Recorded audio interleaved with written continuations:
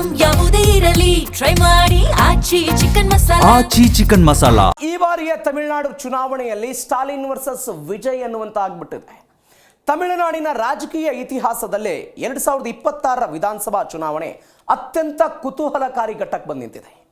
ಆಡಳಿತಾರೂಢ ಡಿಎಂಕೆ ಪ್ರತಿಪಕ್ಷ ಎಐಎಡಿಎಂಕೆ ನಡುವಿನ ಸಾಂಪ್ರದಾಯಿಕ ಹೋರಾಟದ ನಡುವೆ ನಟ ವಿಜಯ್ ನೇತೃತ್ವದ ಟಿವಿಕೆ ತಮಿಳಗ ವೆಟ್ರಿ ಕಳಗಂ ಅಬ್ಬರದ ಪ್ರವೇಶ ಪಡೆದಿದ್ದು ರಾಜ್ಯದಲ್ಲಿ ತ್ರಿಕೋನ ಸ್ಪರ್ಧೆಯ ಮುನ್ಸೂಚನೆ ಸಿಕ್ಕಿದೆ.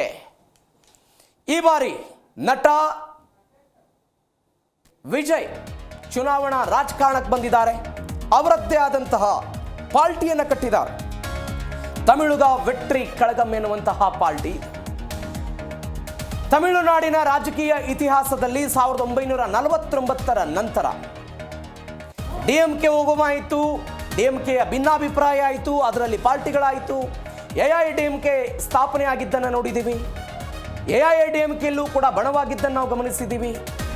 ಅನೇಕ ವರ್ಷಗಳಿಂದ ಅನೇಕ ಚುನಾವಣೆಗಳಲ್ಲಿ ಈ ಎರಡು ಪಾರ್ಟಿಗಳ ನಡುವೆ ಒಂದು ಬಾರಿ ಡಿಎಂಕೆ ಮತ್ತೊಂದು ಬಾರಿ ಎಐಎಡಿಎಂಕೆ ಅಧಿಕಾರಕ್ಕೆ ಬರ್ತಾ ಇದ್ದದನ್ನು ನಾವು ಗಮನಿಸ್ತಾ ಇದ್ವಿ.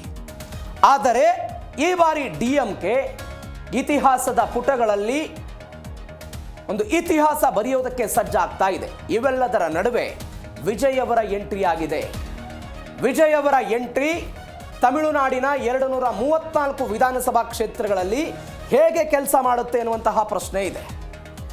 ತಮಿಳುನಾಡಿನ 234 ವಿಧಾನಸಭಾ ಕ್ಷೇತ್ರಗಳಿಗೆ ಚುನಾವಣೆ ನಡೆಯುತ್ತೆ. ಕಳೆದ ಬಾರಿ ಈ ಚುನಾವಣೆಯಲ್ಲಿ 133 ಸ್ಥಾನವನ್ನು ಡಿಎಂಕೆ ಪಡೆದುಕೊಂಡು ಸ್ವತಂತ್ರವಾಗಿ ಅಧಿಕಾರಕ್ಕೆ ಬಂದಿತ್ತು. ಆ ಬಾರಿಯೂ ಕೂಡ ಕಾಂಗ್ರೆಸ್ ಡಿಎಂಕೆ ಜೊತೆಗೆ ಮೈತ್ರಿಯಲ್ಲಿತ್ತು. ಈ ಬಾರಿಯೂ ಕೂಡ ಡಿಎಂಕೆ ಕಾಂಗ್ರೆಸ್ ಮೈತ್ರಿ ಇದೆ. ಇವೆಲ್ಲದರ ಹೊರತಾಗಿ ಸ್ವತಂತ್ರವಾಗಿ ವಿಜಯ್ ಅವರ ಪಾರ್ಟಿ ಈ ಬಾರಿ ತಮಿಳುನಾಡಲ್ಲಿ ಹೋರಾಟ ಮಾಡೋ ಪ್ರಯತ್ನ ಮಾಡ್ತಾ ಇದೆ.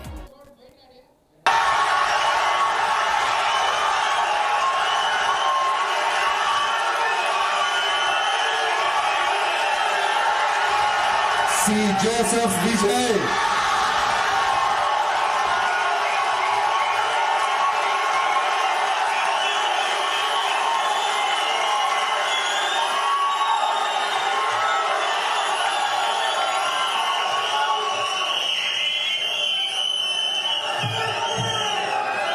ತಿರುಚಿ ಕಿഴக்கு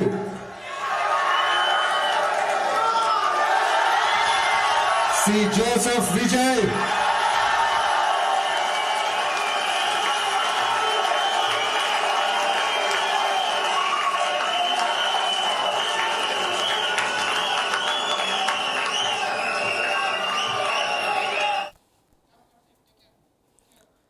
ತಮಿಳುನಾಡಿನಲ್ಲಿ ಒಟ್ಟು 234 ವಿಧಾನಸಭಾ ಕ್ಷೇತ್ರಗಳಿದೆ. ರಾಜಕೀಯ ಪೈಪೋಟಿ ಮಾತ್ರ ಜೋರಾಗಿದೆ. ಇವೆಲ್ಲದರ ನಡುವೆ ಡಿಎಂಕೆ ಅಧಿಕಾರವನ್ನು ಉಳಿಸಿಕೊಳ್ಳೋದಕ್ಕೆ ಕಸರತ್ತು ನಡೆಸ್ತಾ ಇದೆ. ಹಾಗಾದರೆ ಯಾವ ರೀತಿ ಕಸರತ್ತನ್ನು ಮಾಡ್ತಾ ಇದೆ? ಪ್ರಮುಖವಾಗಿ ಗಮನಿಸ್ತಾ ಹೋಗೋದಾದರೆ 2016ರ ನಂತರ ಯಾವ ಪಾರ್ಟಿ ಅಂದರೆ 2011ರಲ್ಲಿ ಗೆದ್ದಂತಹ ಎಐಎಡಿಎಂಕೆ 2016ರಲ್ಲೂ ಕೂಡ ಗೆದ್ದಿತ್ತು.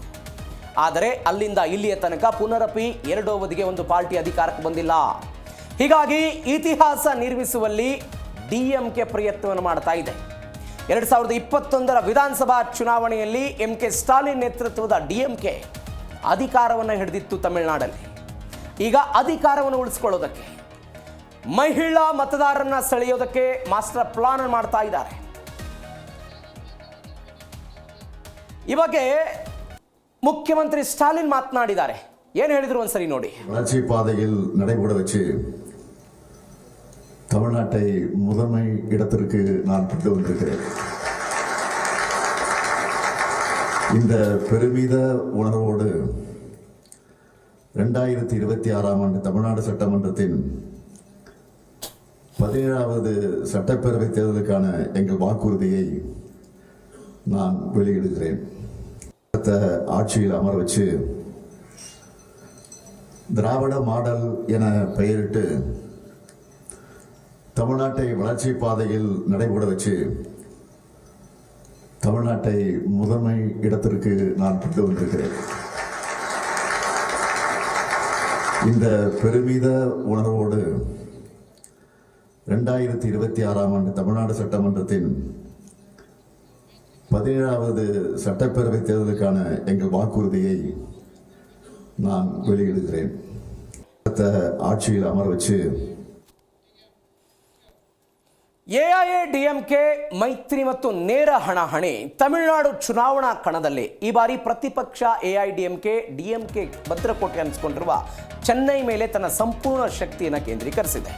ಚೆನ್ನೈ ಜಿಲ್ಲೆಯ ಒಟ್ಟು 16 ಕ್ಷೇತ್ರಗಳ ಪೈಕಿ ಬರೋಬ್ಬರಿ 13 ಕ್ಷೇತ್ರಗಳಲ್ಲಿ ಎಐಎಡಿಎಂಕೆ ನೇರವಾಗಿ ಕಣಕ್ಕೆ ಇಳಿತಾ ಇದ್ದು ಉಳಿದ 3 ಕ್ಷೇತ್ರಗಳನ್ನು ತನ್ನ ಮಿತ್ರ ಪಕ್ಷಗಳಾದ ಬಿಜೆಪಿ, ಎಎಂಎಂಕೆ ಮತ್ತು ಪಿಎಂಕೆಗೆ ಬಿಟ್ಟುಕೊಟ್ಟಿದೆ.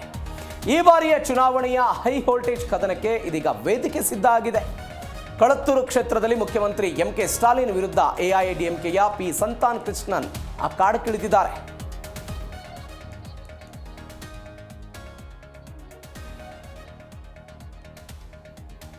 ಹಾಗಾದರೆ ತಮಿಳುನಾಡು ರಾಜಕಾರಣದ ಇತಿಹಾಸವನ್ನು ಗಮನಿಸೋದಾದ್ರೆ ತಮಿಳುನಾಡು ಚಳವಳಿಯ ತಮಿಳುನಾಡಲ್ಲಿ ದ್ರಾವಿಡ ಚಳವಳಿಯ ಉಗಮ ಆಯಿತು.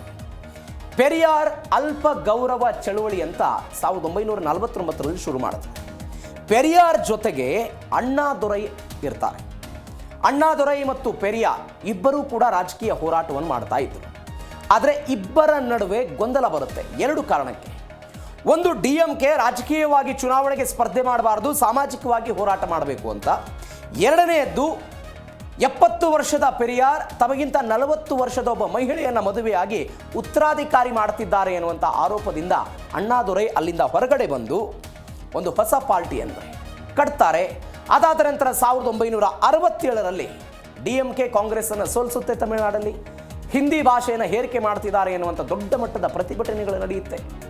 ಆ ಮುಖಾಂತರ ಇಡೀ ಭಾರತದಲ್ಲೇ ಒಂದು ರಾಷ್ಟ್ರೀಯ ಪಕ್ಷವನ್ನು ಪ್ರಾದೇಶಿಕ ಪಕ್ಷ ಸೋಲಿಸಿದಂತಹ ರಾಜ್ಯ ಮೊದಲ ಬಾರಿಗೆ ತಮಿಳುನಾಡಲ್ಲಿ ಆಗುತ್ತೆ 1967ರಲ್ಲಿ. ಅಲ್ಲಿಂದ ಶುರುವಾದಂತಹ ಡಿಎಂಕೆಯ ಈ ಹೋರಾಟ ಅದಾದ ನಂತರ 1972ರಲ್ಲಿ MG ರಾಮಚಂದ್ರನ್ ಶುರು ಮಾಡಿದಂಥ ಡಿಎಂಕೆ ವರ್ಸಸ್ ಎಐಎಡಿಎಂಕೆ 1972ರಿಂದ ಈ ಪೈಪೋಟಿ ಶುರುವಾಗುತ್ತೆ. 1972ರಲ್ಲಿ ಆ ಶುರುವಾದಂತಹ ಈ ಪೈಪೋಟಿ ಎಐಎಡಿಎಂಕೆಯು ಕೂಡ ರಾಮಚಂದ್ರನ್ ಅವರ ಪತ್ನಿ ಜಾನಕಿ ಮತ್ತು ಅವರ ಆಪ್ತ ಸ್ನೇಹಿತೆ ಆಗಿದ್ದಂತಹ ಜಯಲಲಿತಾ 2 ಪಾರ್ಟಿಗಳಾಗಿ ಹೋಳಾಗಿ ಹೋಗ್ಬಿಡುತ್ತೆ. ಈ ಎಲ್ಲ ಬೆಳವಣಿಗೆಗಳ ಆದ ನಂತರವೂ ಕೂಡ ಪ್ರಾದೇಶಿಕ ಪಕ್ಷಗಳಲ್ಲಿ ಹೋರಾಟವನ್ನು ಮಾಡ್ತಾ ಇದೆ. ಇಲ್ಲಿ ಪ್ರಮುಖವಾಗಿ ಗಮನಿಸಬೇಕಾದ ಸಂಗತಿ ಅಂತ ಹೇಳಿದರೆ 1984ರ ನಂತರ ಯಾವುದೇ ಪಾರ್ಟಿಗೆ ತಮಿಳುನಾಡಿನ ಮತದಾರ ಒಂದು ಬಾರಿಗಿಂತ 2ನೇ ಬಾರಿಗೆ ಅಧಿಕಾರವನ್ನು ಕೊಟ್ಟಿದ್ದಂಥ ಉದಾಹರಣೆ ಇಲ್ಲ. 2016ರಲ್ಲಿ ಜಯಲಲಿತಾ ಅವರಿಗೆ ಅದು ಬಂದಿತ್ತು. ಈ ಎಲ್ಲ ಬೆಳವಣಿಗೆಗಳಾದ ನಂತರ ಇದೀಗ ಡಿಎಂಕೆ ಇಂಥದ್ದೊಂದು ಹೋರಾಟ ಮಾಡ್ತಾ ಇದೆ. ಹಾಗಾದರೆ ಡಿಎಂಕೆ ರೀಎಂಟ್ರಿ, ಕರುಣಾನಿಧಿ ಅಲ್ಲಿ ರೀಎಂಟ್ರಿ ಆಗಿದ್ದನ್ನು ನಾವು ಗಮನಿಸಿದ್ದೀವಿ. ಡಿಎಂಕೆ ಈ ಬಾರಿ ಪೈಪೋಟಿ ಕೊಡ್ತಾ ಇರೋದನ್ನು ನಾವು ಗಮನಿಸ್ತಾ ಇದ್ದೀವಿ. ಇದರ ಜೊತೆಗೆ ವಿಜಯ್ ಅವರ ಟಿವಿಕೆ ಕೂಡ ಇದೀಗ ಆಗಿರೋದು. ಕರುಣಾನಿಧಿ 13 ವರ್ಷ ಸರಿಸುಮಾರು 13 ವರ್ಷಗಳಿಂದ ಅವರು ಚುನಾವಣೆಯಿಂದ ದೂರ ಉಳಿದಿದ್ದರು. ಅದಾದ ನಂತರ ಬಂದು ಮತ್ತೆ ಮುಖ್ಯಮಂತ್ರಿ ಆಗಿದ್ದನ್ನು ನಾವು ಗಮನಿಸಿದ್ದೇವೆ. ಇದು ಕರುಣಾನಿಧಿಯವರ ಪುನರ್ ಆಗಮನದ ಕತೆ. ಅದಾದ ನಂತರ ಜಯಲಲಿತಾ, ತಮಿಳುನಾಡಿನ ರಾಜಕಾರಣದಲ್ಲಿ ಅಮ್ಮ ಅಂತಲೇ ಖ್ಯಾತರಾಗಿದ್ದಂತಹ ಜಯಲಲಿತಾ ಅದರ ಬದಲಾಗಿ ಹೋಗ್ಬಿಡುತ್ತೆ. ಜಾನಕಿ ವರ್ಸಸ್ ಜಯಲಲಿತಾ ಆದಂತಹ ಸಮಯದಲ್ಲೂ ಕೂಡ ಜಯಲಲಿತಾ ಅವರಿಗೆ ಕಾರ್ಯಕರ್ತರ ಸಪೋರ್ಟ್ ಇರುತ್ತೆ, ಜಾನಕಿ ಅವರಿಗೆ ಶಾಸಕರ ಸಪೋರ್ಟ್ ಇರುತ್ತೆ. ಒಂದು ಚುನಾವಣೆ ನಡೆಯುತ್ತೆ. ಆ ಚುನಾವಣೆಯಲ್ಲಿ ಸುಮಾರು ಜಾನಕಿ ಅವರು 2 ಸ್ಥಾನ ಗೆದ್ದರೆ 22 ಸ್ಥಾನವನ್ನು ಜಯಲಲಿತಾ ಅವರು ಗೆದ್ದಿರೋದು ತಮಿಳುನಾಡಿನ ಚುನಾವಣಾ ರಾಜಕಾರಣದ ಇತಿಹಾಸ. ಇದಾದ ನಂತರ ಇದೀಗ ದಳಪತಿ ವಿಜಯ್ ಅವರ ಎಂಟ್ರಿ ಆಗಿದೆ. ತಮಿಳು ರಾಜಕಾರಣದಲ್ಲಿ ಒಂದು ಹೊಸ ಪಾರ್ಟಿಯನ್ನು ಕಟ್ಟಿಕೊಂಡು ಈ ಬಾರಿ ಶತಾಯಗತಾಯವಾಗಿ ಭ್ರಷ್ಟಾಚಾರದ ವಿರುದ್ಧ ಹೋರಾಟ ಮಾಡ್ತೀವಿ, ತಮಿಳುನಾಡಿನ ಅಸ್ಮಿತೆಯ ಪರವಾಗಿ ನಾವು ಕೆಲಸವನ್ನು ಮಾಡ್ತೀವಿ, ಮಹಿಳೆಯರಿಗೆ ಯುವಕರಿಗೆ ಉದ್ಯೋಗ ಕೊಡ್ತೀವಿ, ಅದರ ಜೊತೆಗೆ ಆರೋಗ್ಯ ಬೇರೆ ಬೇರೆ ಕ್ಷೇತ್ರಗಳಲ್ಲಿ ನಾವು ಕೆಲಸ ಮಾಡ್ತೀವಿ ಅಂತ ವಿಜಯ್ ಅವರು ಬರ್ತಾ ಇದ್ದಾರೆ. ಪ್ರಮುಖವಾಗಿ ಗಮನಿಸಿ ಹೋಗೋದಾದ್ರೆ ವಿಜಯ್ ಅವರಿಗೆ ಮಹಿಳೆಯರು ಮತ್ತು ಯುವಕರು ಅತಿ ಹೆಚ್ಚು ಸಪೋರ್ಟ್ ಮಾಡ್ತಾ ಇದ್ದಾರೆ. ರ್ಯಾಲಿಗಳಲ್ಲಿ ಲಕ್ಷ ಜನ ಸೇರ್ತಾ ಇದ್ದಾರೆ. ಇದು ಮತಗಳಾಗಿ ಪರಿವರ್ತನೆ ಆಗುತ್ತಾ ಕಾದು ನೋಡಬೇಕು.